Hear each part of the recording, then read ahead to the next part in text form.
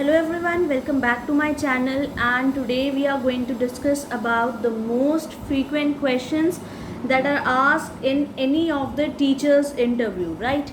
अब टीचर के इंटरव्यू किसी के लिए भी हो सकते हैं, वो केवी स्कूल्स के लिए भी हो सकते हैं, वो प्राइवेट स्कूल के लिए भी हो सकते हैं, देन नवोदय विद्यालय के लिए भी हो सकते हैं, देन आपके गवर्नमेंट स्कूल्स के लिए भी हो सकते हैं। तो ज़्यादातर जो मोस्ट फ्रीक्वेंटली जो क्वेश्चंस पूछे जाते हैं, सबसे पहला तो हमेशा ही हर एक जगह यही होता है, इंट्रोड्यूस योर सेल्फ, राइट। तो इंट्रोड्यूस योर सेल्फ क्या होता है, कई लोग काफ़ी ज़्यादा उस टाइम पे नर्वस हो जाते हैं और वो इसी से जान लेते हैं कि आप एग्जैक्टली इस टाइम पे कैसा फील कर रहे हो। उनको पता चल जाता है that you are comfortable, you are confident और नॉट, राइट।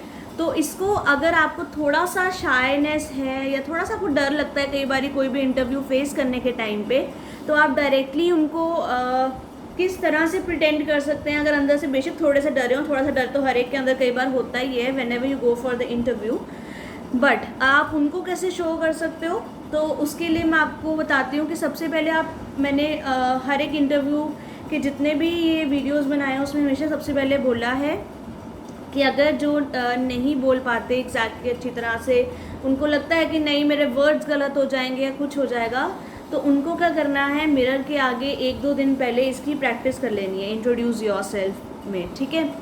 तो इंट्रोड्यूस योर सेल्फ में आपको लंबी कोई कहानी नहीं डालनी और बच्चों जैसे बिल्कुल भी नहीं बोलना। Now you are grown up, you are future teachers. आपको कोई टीचर की जॉब इसीलिए देगा क्योंकि आप में वो मैच्योरिटी उन्हें दिखेगी, तो उसके लिए आपको जस्ट अपना वहाँ पर नाम बोलना है, name, and then your qualifications and what you like to do in your day to day life in a very short and concise manner. बहुत ज़्यादा प्रिसाइज होना चाहिए, बहुत अच्छा होना चाहिए मतलब। और रही बात लैंग्वेजेस की, तो लैंग्वेज हर जगह डिफ़र करता है। जैसे कई जो टीचर्स वगैरह होते हैं, कई स्कूल होते हैं, वहाँ अगर आप इंग्लिश मीडियम स्कूल के लिए जा रहे हो तो वहाँ आप इंग्लिश अगर ज़्यादा यूज़ करोगे तो वो ज़्यादा प्रेफरेबल रहती है। अगर वो अपने जो बच्चे हैं उनको इंग्लिश में ही समझाते हैं वहाँ पर, तो आप इंग्लिश में थोड़ा प्रेफर करोगे तो थोड़ा ज़्यादा सही रहेगा। अगर आप हिंदी मीडियम के लिए जा रहे हो तो ऑब्वियसली आपको सिर्फ हिंदी ही बोलनी है। अगर किसी रीजनल बोर्ड के लिए जा रहे हो तो वहाँ पर रीजनल लैंग्वेज में भी आप अपना इंटरव्यू दे सकते हो। जैसे पंजाबी मीडियम है तो आप पंजाबी में भी अपना इंटरव्यू दे सकते हो, बट आपको पता होना चाहिए कि मेरे सब्जेक्ट में किस लैंग्वेज की क्या ज़रूरत है, ठीक है। और एक और क्वेश्चंस आते हैं, जैसे कई बार क्या होता है, कोई इंग्लिश मीडियम स्कूल होता है तो वहाँ पर ऐसा कईयों को लगता है कि हम सिर्फ इंग्लिश ही बोलेंगे। ऐसा कुछ नहीं होता। You can have a blend of the both the languages, है ना। एक हिंदी हो गया, एक इंग्लिश हो गया। अगर आप किसी और जैसे अगर मैं पंजाब वाली साइड से पंजाब की बात कर रही हूँ तो यहाँ प्रेफर की जाती हैं ये चीज़ें ज़्यादातर, जो इंग्लिश मीडियम स्कूल्स होते हैं। अगर आप किसी और सिटी में हैं या स्टेट में हैं तो वहाँ की जो पर्टिकुलर लैंग्वेजेस हैं वो आप खुद अपने आप चेक करना कि आपको क्या सही लग रही हैं, कि इसमें ये दोनों यूज़ हो सकती हैं कि नहीं हो सकती हैं, ठीक है। बट मैं आपको इतना ज़रूर कहना चाहूँगी कि जो भी आप लैंग्वेज यूज़ करें फुली कॉन्फिडेंट होके यूज़ करें, अपने दिल से बोलें। इतना भी दिल से ना बोलें कि दिमाग का भूल जाएं और कुछ भी बोली जाए वहाँ पर, राइट। एक बेसिक कंट्रोल रखना बहुत ज़्यादा ज़रूरी होता है। एक ये क्वेश्चन है, और एक और क्वेश्चन है वो हमेशा ही पूछते हैं कि आप टीचर क्यों बनना चाहते हो, ठीक है। तो इस सवाल का जवाब जो है वो आपके पास ज़्यादा अच्छी तरह से होगा कि आप टीचर क्यों बनना चाहते हो। अब कई लोग इस तरह से बोल देते हैं वहाँ जाके, नहीं भी हम टीचर इसलिए बनना चाहते हैं क्योंकि हमारे पेरेंट्स चाहते हैं, है ना। तो इस तरह के प्लीज़ आंसर्स मत देना, आपकी कोई सिलेक्शन नहीं होगी वरना। क्योंकि अगर उनको लगेगा कि बच्चा जो है इसने पढ़ाई ही बहुत ज़्यादा उस वे से की है कि उसको धक्के मार मार के हो सकता है पढ़ाई करवाई गई हो, उसका मन ना हो अंदर से, तो वैसे भी बच्चों के साथ इंटरेक्ट करना होता है टीचिंग में। जब भी आप जाते हो या फिर आप किसी भी टीचिंग के लिए जाते हो, बड़ों को पढ़ाने भी जाते हो, तो उसमें एक दिल चाहिए होता है, पैशन चाहिए होता है। अगर आप में वही नहीं है अपने सब्जेक्ट के प्रति या आप टीचिंग के प्रति, तो आप वहाँ पर फिर लैग कर जाओगे, ठीक है। तो आपका जो रियल अच्छा वाला हो इसका आंसर वही देना। ये मत कभी भी मत देना कि बस ऐसे ही आ गए थे या वैसे उठ के आ गए हैं, ठीक है। It will show to them that you are not interested in this post, but still you have came just because of your parents and your relatives, anything else, right? Don't show to them.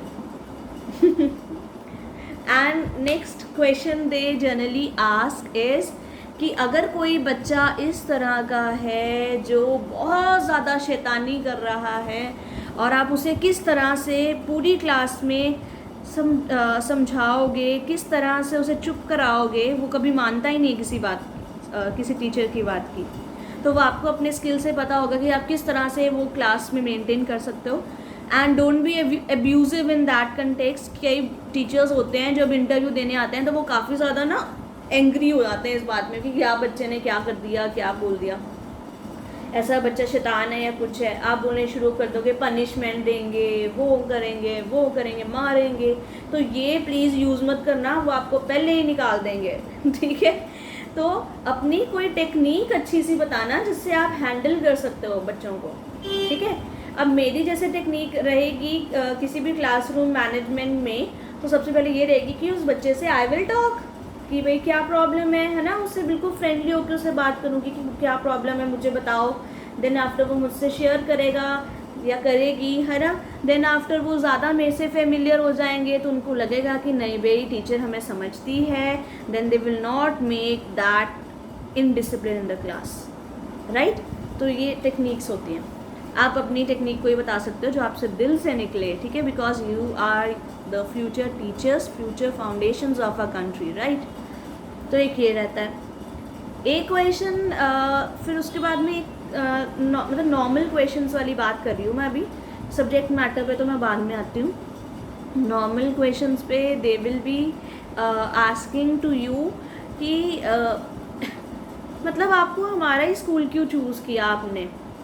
ठीक है, तो आपको बड़े ध्यान से उसकी जो पहले विशेषताएं हैं उस स्कूल की, वो स्कूल क्या क्या कर चुका है, वो स्कूल अभी इस टाइम पे क्या कर रहा है, उसमें क्या क्या इवेंट्स रहते हैं, कौन कौन से क्लब्स हैं या क्या क्या चीज़ें हैं वहाँ पर, वो सब कुछ आपको पहले से सर्च करके ही वहाँ जाना चाहिए. ठीक है, आप वो अच्छी तरह से करके जाओगे, यू विल डेफिनेटली सक्सीड. अगर ये क्वेश्चन आएगा और उसका आंसर आप अच्छी तरह से दे देते हो तो, राइट. एक ये चीज़ है. उसके बाद sometimes they will ask you for why you have change, why you definitely want to change your job.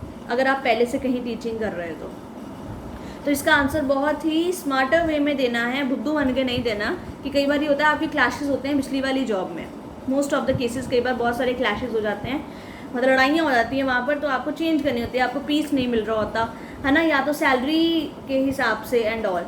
तो आपको ये भी नहीं बोलना कि भाई यहाँ सैलरी ज़्यादा है इसलिए मैं यहाँ आना चाहती हूँ या आना चाहता हूँ. आपको ये बिल्कुल नहीं बोलना, बिकॉज उन्हें ऐसा लगेगा कि जो आप हो, आप बहुत अनस्टेबल हो, जहाँ आपको पैसा मिलता है वहाँ को दौड़े चले जाते हो. आपको ये नहीं शो करना. आपको ये बोलना है कि मुझे अपनी ग्रोथ के लिए थोड़े से चेंजेस भी लाने हैं. मैं कंफर्टेबल हो गया था या हो गई थी वहाँ पर बहुत देर से. I was teaching at that period of time and now I wanted to explore myself more, so I wanted the change of my place, right. तो आप इस तरह से बोल सकते हो, या जो भी आपके मन में उस टाइम पे दिल से आए कोई चीज़, दिल से स्मार्टली आए, ये नहीं कि बुद्धू बन के कुछ भी बोल दिया, right. They are also smarter one which are selecting you for their positions, right. ध्यान से. Lastly sometimes they will ask you for your salary expectations. Salary expectation हर एक जॉब में पूछी जाती है, टीचिंग जॉब में भी कई बार ही पूछ लेते हैं. तो आप इस तरह से बोल सकते हो, अगर आप पहले से एक्सपीरियंस्ड हो तो आप बोलो कि आई हैव सर्च्ड, मैंने सर्च किया है कि नॉर्मल जो मेरी पोजीशन की सैलरी है वो कितनी है, आप बताओ उनको. ठीक है, कितनी है, आप उनको पता चलेगा कि आप स्मार्टर हो, आपको पता है कि मार्केट में इस चीज़ की वैल्यू कितनी है. ठीक है, आप उन्हें बताओ I have search for this position, और आप अपनी प्रीवियस सैलरी बताओ कि I was working, I was doing my job with that particular amount of salary. वो उनको बताओ अच्छी तरह से.